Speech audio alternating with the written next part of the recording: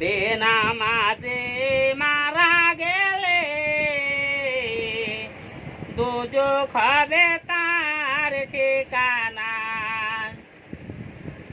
যেখুনি আসিবেন ফজর পড়বে ফজর বেজনা। ফজর হবে পায়ের খড়ং তামার তা পার লাগবে নাই। তারপরেতে আসিবেন জোহর পড়বে জোহর বেদনা।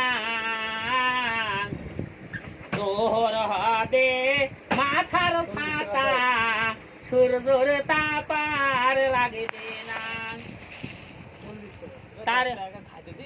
তারপরেতে আসিবে আসর পড়বে আসর বেদনা।